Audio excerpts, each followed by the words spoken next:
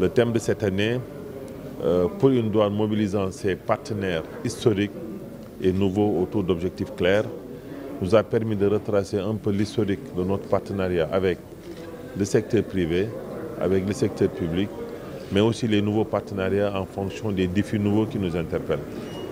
L'administration des douanes est à la croisée des chemins.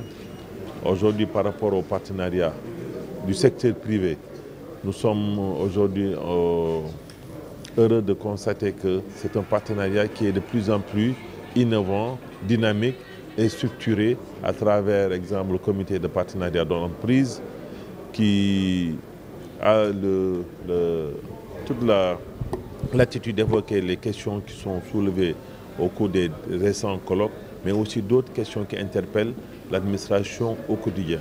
Mais ce n'est pas seulement autour de ces cadres que les discussions et les échanges ont lieu. Au niveau des directions régionales, au niveau des bureaux de dédouanement, il existe des cadres ponctuels et informels de discussion.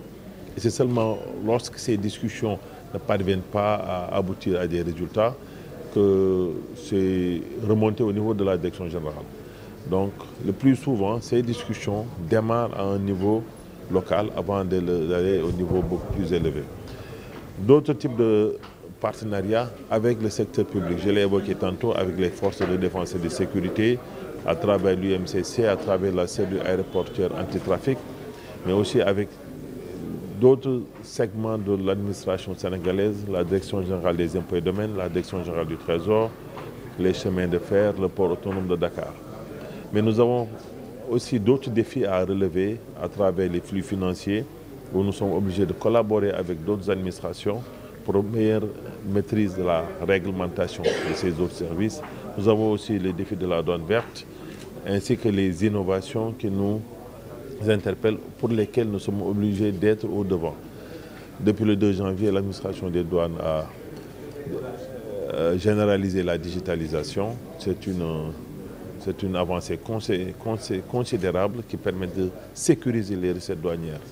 Mais nous avons aussi d'autres défis, notamment la gestion axée sur les résultats. Aujourd'hui, notre performance est appréciée par rapport aux résultats que nous faisons et par rapport aux moyens qui sont mis à notre disposition. C'est important de saluer ça. Mais tout ça se fait grâce à la qualité des ressources humaines que nous avons. Et la qualité de ces ressources humaines résulte du choix des autorités de mettre l'accent sur une gestion des carrières, sur une formation initiale permanente qui est administrée aux agents des douanes. Aujourd'hui, les agents des douanes sont obligés de maîtriser au-delà de leur réglementation, mais les réglementations des autres administrations pour lesquelles nous apportons notre concours. Vu notre position aux frontières, nous sommes obligés d'apporter notre concours à plusieurs administrations. Et donc ce partenariat-là, qui existe depuis toujours, a tendance à se propager autour de nous, autour de nos filles de veau.